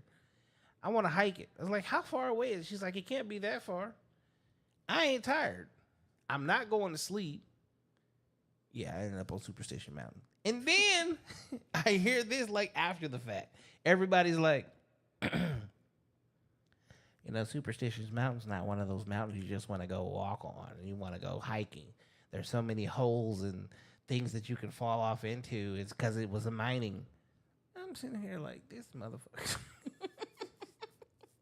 Here we go again. My black ass still taking chances about to lose my life for no reason on a hike. There's so many mountains here you could have went up. And that's the one I chose. You could have went to South Mountain. I could have. I'm right there at Papago. Yeah, you're at Papago. That's literally doable. The hole in the rock. I could have went rock. to anything else. Super doable. But that's what I get for listening to a motherfucker that had been here for only 2 weeks and saw the biggest mountain in the far off. Where nobody goes. Nobody goes there either. You're not gonna get no help if you get stuck there. You ain't get no help. That was March. I got here the morning of March 11th, 2012. It was hot, huh? No, it was fucking. March is still hot. What are you talking about? March is not hot. You are crazy. I live here. Yeah, me too. March is March hot. is beautiful. March is right when it starts getting hot. No, June. To be hiking. No, June's in the depths of it. No, June is when we're just getting to like 100 years old. June, lies. May, you hit 100 in May. No, we didn't. We do. No, we don't. Let's look it up. Yeah, look it up. She said March. You realize that March 12th, was it March 12th or March 13th? We're swimming and playing in water slides for Easter. March 12th, March 13th, literally we had sleet and snow. I went to, that was my first time going to the Scottsdale Mall, and me and the chick that I went with, literally, we came out, and it was There's no way you come from a state with snow and call anything that happens in Phoenix, Mesa area, fucking Maricopa, snow. It happened. Snow. It's snowed here twice since I've been here now. That's why it's called sleet. You don't come from a place with snow and call anything that happens here snow. Yes, you do. That's lies. You're fooling everybody else here who fools themselves. I just left Flagstaff. Flagstaff gets snow. We do. That's why I took my kids. We get a little slush that comes down as soon as it hits it melts. It's not snow though. Exactly. That's why I said the first thing I said was sleet. Sleet, because that's what it is. No snow. I mean, it tried to snow. Yeah, no. It's done that twice since I lived here. As a matter of fact, I've woken up in the morning and actually saw snow on the ground. It only stayed there for like 10 minutes, but there has been white snow coming from the sky, landing on the ground. You're wildin'. And then it would disappear quickly. Yeah, see, March is pretty cool, but the last of March it gets a little warm. No. It's warm. It's hot. No. It's hot in March. I'm still wearing hoodies. Listen, I wear hoodies until April or May. I wear hoodies until 80, 90 degrees. Which is April to May. Yeah. I will wear a hoodie in March for sure. June, 100 degrees. I will wear a hoodie good until into the 90s. But that's different. Why haven't you done any podcasts? Me? I don't know. You clearly could talk about anything. I told you I could. I don't know. I'm just not a I don't know. I don't like people paying attention to me. You don't like people what? Paying attention to me. You see who the camera's not on, right? Yeah, I know. That's why I told you I was having anxiety. Then you want to make No, fun of me for so people don't anxiety. understand. Like I did music, I was signed, right? Yeah. I didn't like it. Like I loved the money, but and I love performing. But what I didn't like is, and I understand now what it's all about. First and foremost, like we were talking about earlier, people look up and idolize people in like music industry. You realize the stage is always higher, so it makes you look up to them. So even unconsciously, Yeah. it's making you physically look up to them. It's all a play, and it does things, right? And I'm the type of person where I want people to treat me the same way I treat you. Like we just cool. Yeah. I don't want to be center of attention. I don't want to be the center of attention. I hate Okay. it. I'm not gonna lie. I indulged a little bit. I dated a couple of reality TV chicks. One being a video vixen, and for the first one there was no TMZ. For the second one there was a TMZ, and TMZ jumped out on us. I'm the wrong person to jump out on. I have violent tendencies, and I moved. Then I was moving very illegally, so somebody could have got shot just for the, and it could have been really bad, and I would have been fucked. So at that time, which made it even more clear that I shouldn't be in the. And then once I had kids, and again, my lifestyle growing up, I was a menace. I was a real menace. I was doing a lot of illegal things that I wasn't supposed to, and not wearing a mask when I did it. So I wanted you to know who I was when I got you. So when you get to a certain point, yeah, I gotta protect my family, I gotta protect my kids, I gotta protect myself. So being in a public spectacle, I ain't like that. Same. I just don't. I'm also kind of private. Like, I don't like people in my business. I'm not Like, kind of private. I'm extremely private. Yeah. Like, there's certain things that I do let people in on, and there's a lot that I don't. People have no idea. For over the last 9 years, I was in a relationship. Nobody knows. Yeah. But she was the exact same way. Like, we ain't post no pictures on the internet. She took plenty of pictures, never posted any. I took plenty of pictures, never posted any. We be doing this podcast just like this. She was literally on the other side of the door. Nobody ever knew. Yeah. Yeah. I feel that. Though. That's why people used to say it all the time. Oh, I know you're fucking all these girls that are coming on your podcast. Yeah, you're right. You're right. Yeah. Okay. Yeah, I think there's certain stuff that I have to let be public, especially with the nonprofit and stuff. Even then, though, like most of the time, I don't speak at the nonprofits. Like, I'll let my mother-in-law speak. I don't want to be the center of attention. I don't want it. You don't want to be the face. I don't want to be the face. Yeah, even though a lot of me has gone into it, I just don't want to be the face. When I had to do the news thing, like that, yeah, I really didn't want to, but I knew I had to do it. See, I feel that. I understand that. Yeah, I just don't want to be out there like I don't know. I just don't like being the center of attention. I'd rather play background. I'd rather support the people who are the center of attention, help them get to that's where they want to be. You know what I mean? It's not me. I just don't like the attention on me. I feel weird about it. But I'm like the number one fan of any of my people who do any great thing. Like, I'm on it. I'll support them like crazy. I just don't like that to be me. Like, I don't want people paying attention to my life. Too deep. Because as soon as you let too much out, then they pay too much attention. And that's when you get too much negative energy or drama or people starting shit or whatever the fuck it is. Because everybody wants to see you happy and doing good, but nobody wants to see you happier and doing better than them. That's just really what it is. And that's the thing. When you start a business, non-for-profit or not, doesn't matter what business it is, everybody always wants to talk you out of it because like they want to do it, but they can't do it. Yeah. So stay down here. That's the crab in the bucket mentality.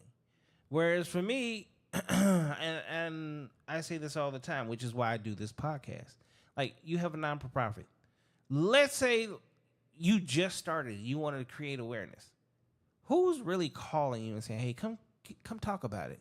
Hey, come do this. Hey, come do. It's not happening.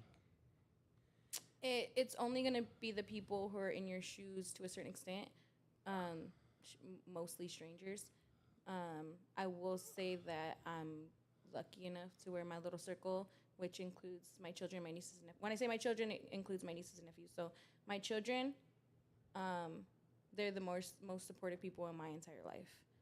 That little circle I got, that's what got me going. Number one got me going, and number two keeps me going. Outside of that, it's gonna be strangers. Family and friends, they're in between. It depends on the person. Depends on what you're doing. Depends on if they feel like they want to support it or don't support it. But strangers are probably bigger fans than those in between. I just told somebody, when you start a business, don't count on your friends. All they gonna say is, I'm gonna help blow you up. I'm gonna say though, Give me free this, give me that, let me in. I'm lucky enough to where the little circle I have, and even the little bit of friends that are like locked in, they've been super supportive. I think I did a t-shirt company for a while, and I never had one of my close friends in my circle be like, hey, let me get a free shirt. Like my actual people, like my solid locked in people, like I've never even had one be like, hey, hook me up with a shirt, give me a free shirt. Not only did they buy them, but they wore them, they supported them, they let me borrow your friends. I don't have a lot. I promise you, I don't have. See, me either. Friends wise, I don't have a lot. There's a lot of people that I'm a good friend to, and they're not a good friend to me. And I know that, and I realize that. I give a lot of myself to people, and I don't get it back very often. Which is why I go back to I'm not a mean girl. I'm not. But when you bring it out of me, I'm going to be. But I give a lot of myself to people, and I don't receive that back often. I get taken advantage of a lot. If I fuck with you, I fuck with you hard. And eventually I'll get to the point where I don't anymore. But the people that are actually locked in and solid with me, they're actually locked in and solid for a reason.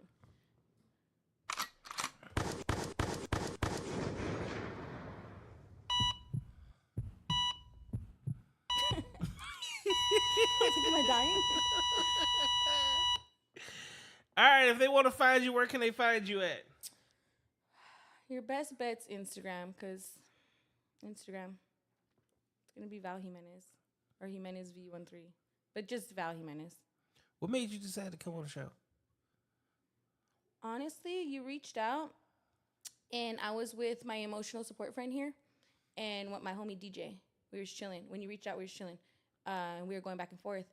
And I wanted to ask my emotional support friend, but he was a little messy. But I asked them both at the same time, what do you guys think? What do you guys think? Like, give me your input. And they're like, do it, Val, do it. Like, this is what you should be doing. This is what you're good at. Do it. Like, why not? Like, what reason should you not do it?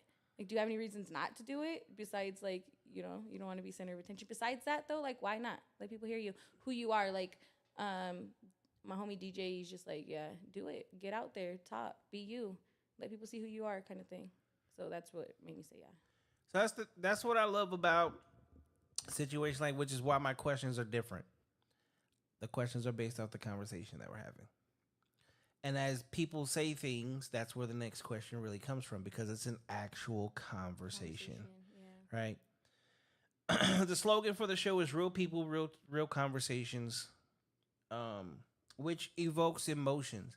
And then, yes, I do have shows where we talk about things that people are afraid to talk about. Dating, which is a huge thing. It's probably going to always be a huge thing. Family life, kids, parenting, things like that, always going to be huge, right? I think they're very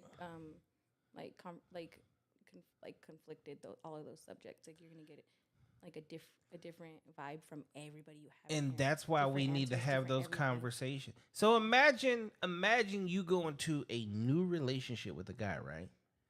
But you guys just refuse to talk about like family, financials, and like where you really want to be and see yourselves in the next 5 to 10 years with each other. But every time you see each other, you make it it's all about the experience and where we go out to eat and where we do this. And we're just having fun. We're just vibing. That shit fucking don't last that long. Mm-mm. And you get to a certain age to where, honestly, you should never be at an age where it doesn't count. I don't care if you're 21 years old. You should be dating for marriage. You should be doing something with intention. If you don't have intent, understand, either you're going to end up hurt or you're going to hurt someone. And that is always going to happen, whether we like it or not. So if it's not two people doing doing things with intention, then technically you just shouldn't be doing it. Maybe. When you're talking about family, friends, and all of these different things, when you have family, you do everything with intention because it's your family. Yeah. When you're out with your friends and you're doing whatever you're doing, even when you was running the fucking streets, guess what? You still did things with intention. Y'all know what you were doing together. So the fact that society nowadays, like, no one has any intent for anything. And when they do have intent, it's intent for the wrong reasons. Whereas, like, oh, I'm finna use this dude because I'm gonna get this, and this out of him. Or I'm finna fuck with this chick because I'm just finna fuck the shit out of her and that's it. I'm done with her. Like, she ain't shit. You're fucking shit up for other people. Because whether we like it or not, that same person that you're fucking over, understand they're still in the same city you're in. Mm-hmm. And your homie could end up in a relationship with it, or someone that was your homie. Let's say you're somebody you was really close to, and these two end up meeting, right? But like, you are literally the trigger of bad shit. So his now what was a good relationship is a fucked up relationship because they get to a certain point and now he's triggering her based off of some shit you did to her 5 years ago, or vice versa. So it's things like that. It's the fact that I'm a major entrepreneur. I have a lot of businesses. Okay, as an entrepreneur, right? The fact that so many people just have no business acumen. They don't understand what it is to just be a hard worker, what it is to actually sacrifice your own personal time, money, all of these different things in order to become successful. We need to have those conversations. Yeah. Because regardless, I don't give a fuck who it is. There's nobody walking around here. Trust fund babies are disappearing.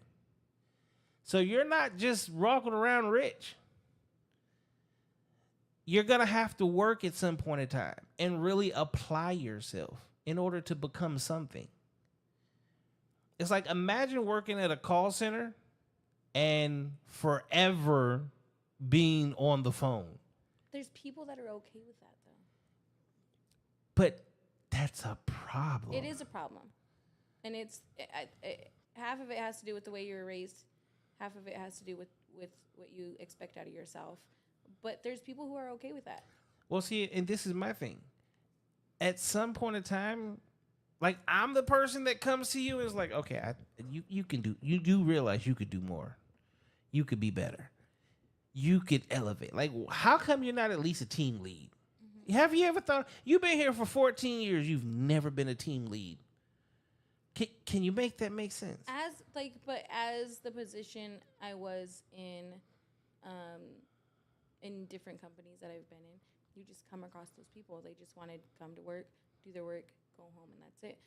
There's a lot of people that you come across that just don't want that. They don't want the responsibility. They want to worry about themselves, come work. And honestly, I don't hate on that because we need those people. Realistically, you need those type of people. You do. You need like them. At the end of the day, that's the majority of the workplace. They're needed, honestly. And if they're comfortable with that, then you know what, that ain't my business. If you're comfortable with the life you live, cool. It ain't affecting mine. So who are we to even say something about what the fuck they're doing with their life? Realistically, like the lady who's been at McDonald's for the past 20 fucking years, and it's your McDonald's you go to, as long as your order's right, do you give a fuck about what's happening in her life? No, because your order's right. See, so I'm different. I'm different. I want to see everybody elevate. I get that. I do. But honestly, if they don't want that for themselves, then what's the point?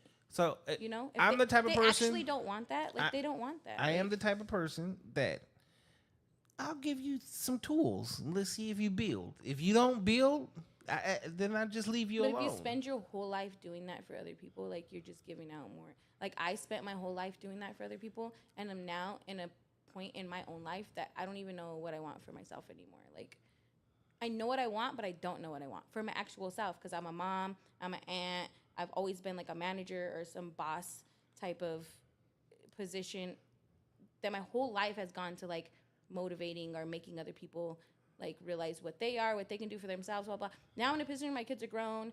I don't have to put as much into the business that I'm in now. And I kind of sit back a lot. Now, because I spent so much time worried about other people and what they're doing with themselves, what am I going to do with myself? You do understand you're going through the exact same thing that almost all women go through in life. And there's Yes. actually you're doing exactly what you were supposed to. You're living your purpose. The only How bad do I know that though? How do you actually know if you're living your purpose? because I mean the primary job of us as human beings is to come here and procreate, raise our kids, and then like die.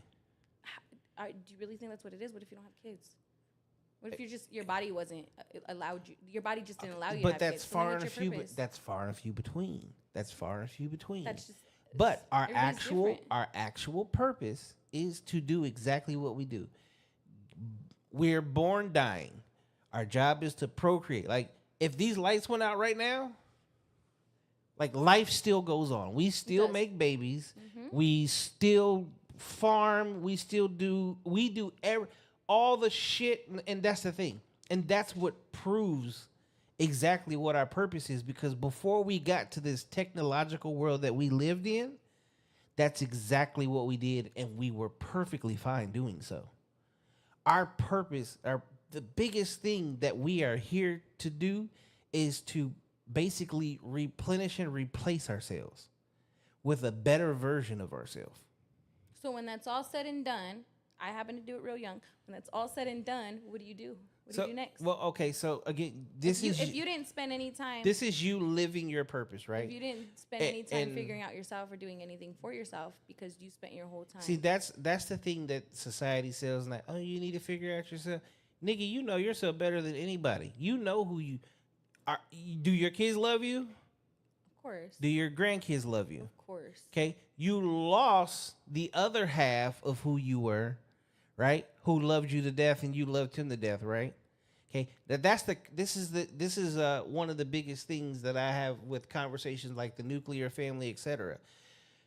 As we walk through this life, we're supposed to find like our person, that partner, that one, and you have kids and you raise them fucking together, and when the kids leave, That's supposed to be where that's you're at where after. you come back to each other Yes. at the biggest points, and that's where. That was the plan. And That was my I plan. preach this all the time. It's like I see so many women today where they like push their baby daddy away and they never get married, they never do this, and they just go through life all on their own, and then their kids fucking leave them, and they're like, I don't know what to do. I don't know who I am. I don't know. Yeah, because the person that you were supposed to be with, you pushed away.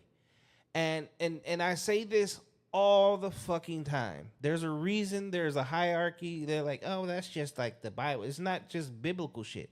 Everything in this world says the exact same thing. God, man, woman, children. Okay? You're always going to have a hierarchy in life. And somebody's always going to be leading. And someone's always following.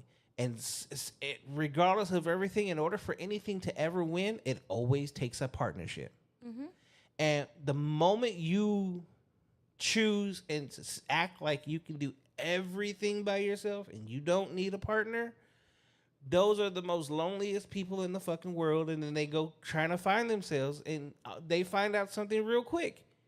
They're exactly who the hell they need to be. They're exactly where they need to be. They're missing the one thing, the one ingredient. And that one ingredient is the exact same thing that helped you build what you have in the first place. As human beings, like as a man, I would never sit here and say, I don't need a woman. That's fucking bullshit. Yes, I do. In some aspect, you do. In all aspects. Not all. Yes, in all.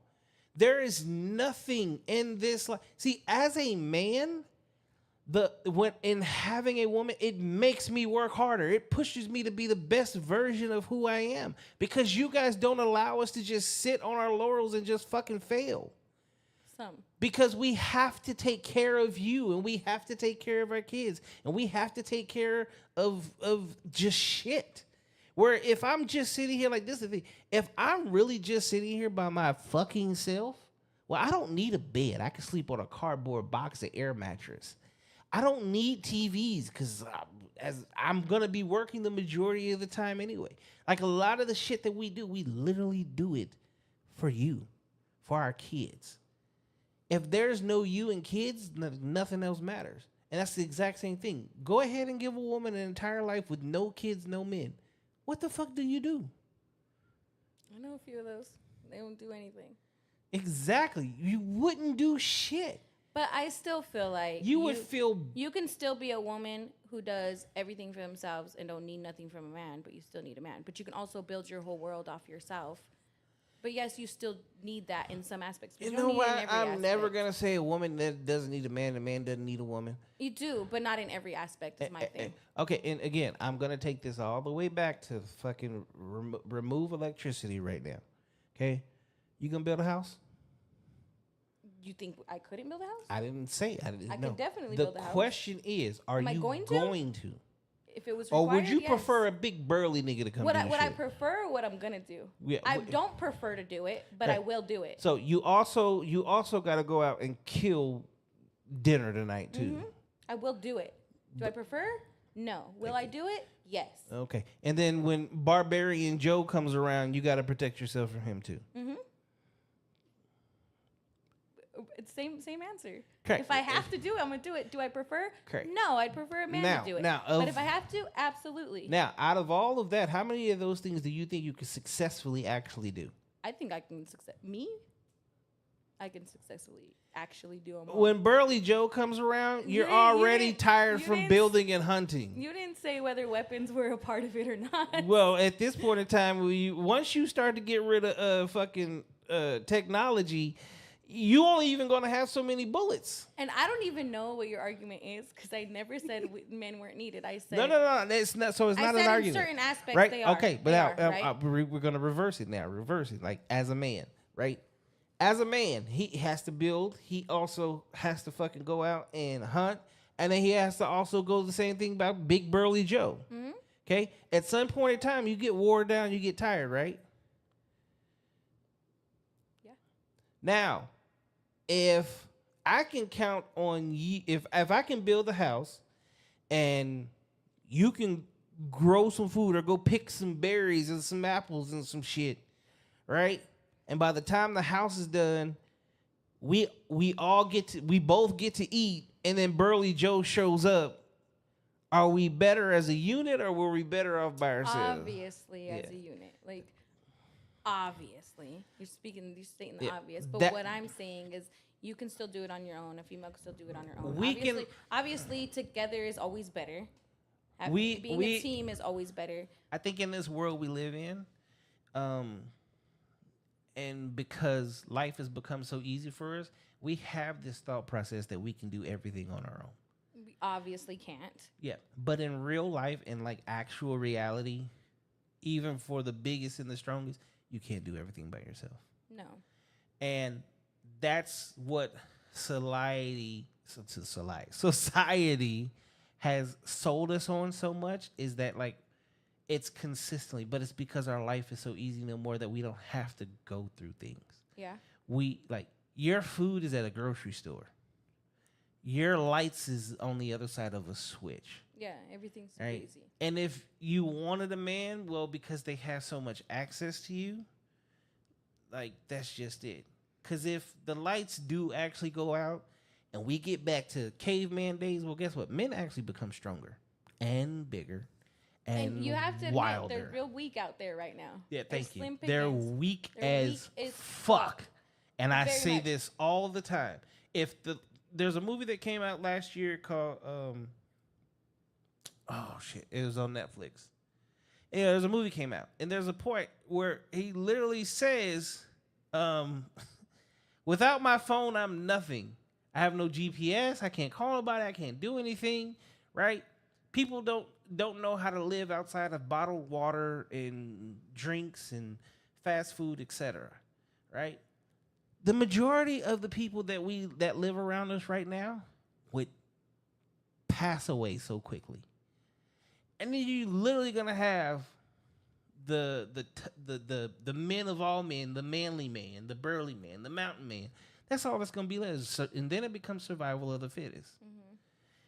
Now, while you're doing survival of the fittest, well, if you happen to be the survival of the fittest of the female, 9 times out of 10, you automatically attach yourself to the biggest, strongest man that you possibly can. Why? I think you do that regardless. Correct. It's already in your DNA It's already as in your is. DNA, yes. Yeah.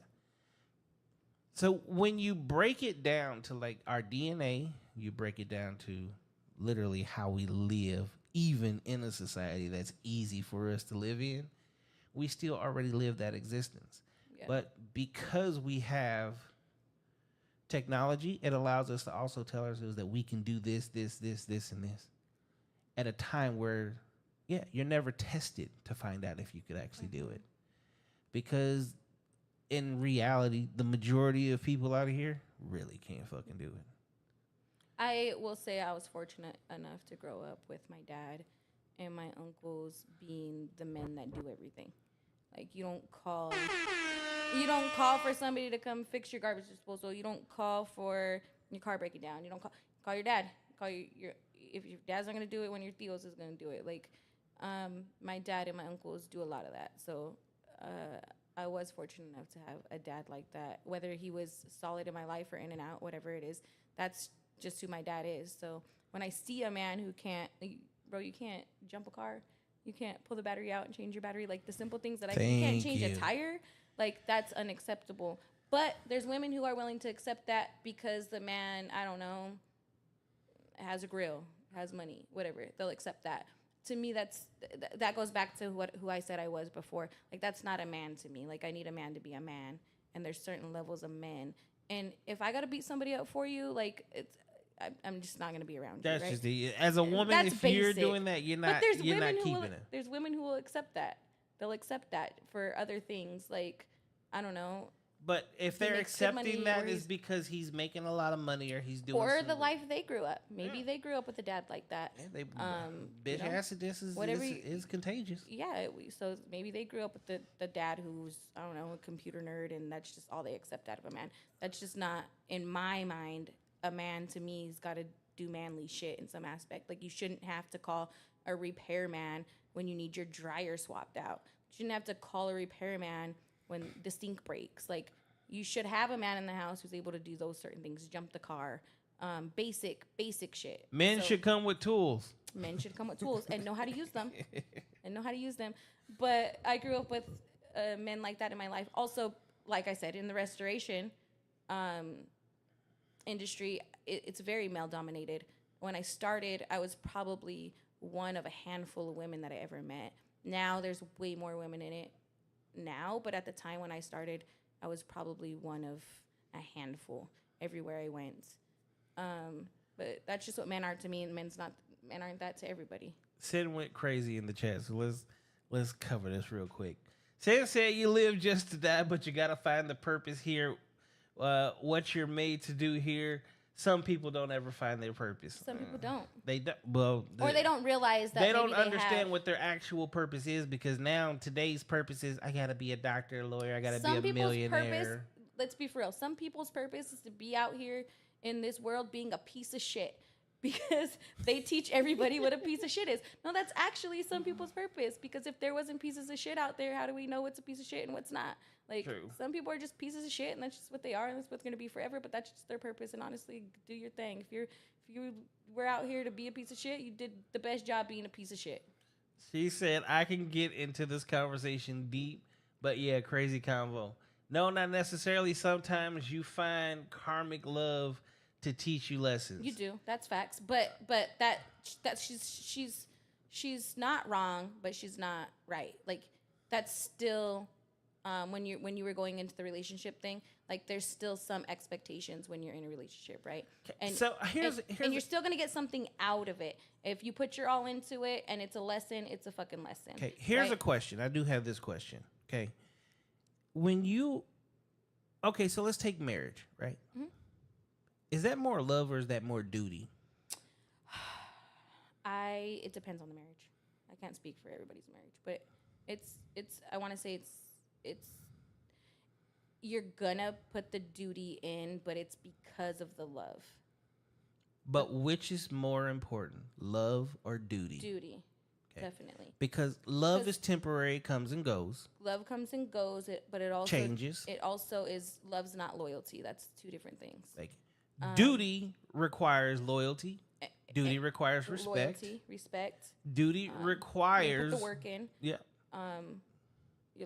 You just want, and it just Sacrifice. comes with like sacrifice, but you just want to do that for somebody. Thank you. That you're Thank actually with. Like you just want to do it. Like if you're feeling forced to do any of the things that should come natural in a marriage and in love and a relationship, then you probably shouldn't be in it.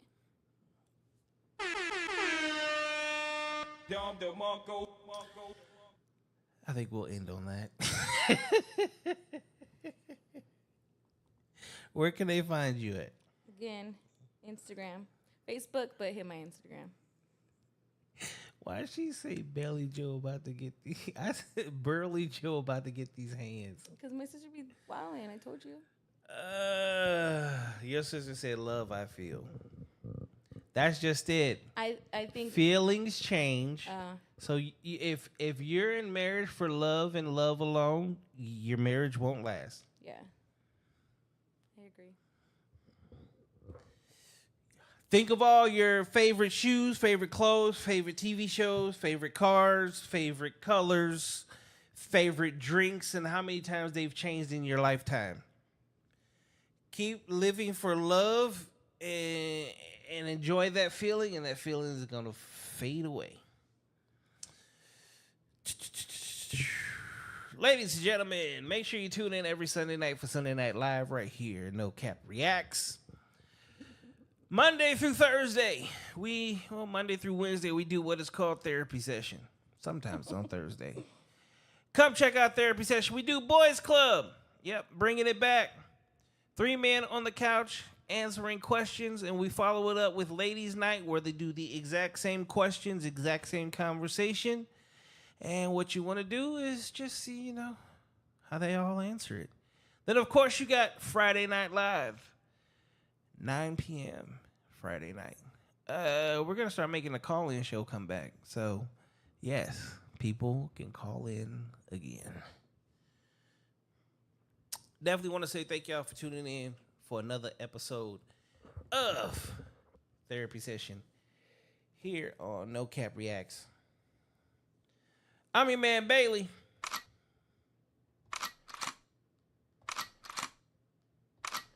AKA Mr. Go.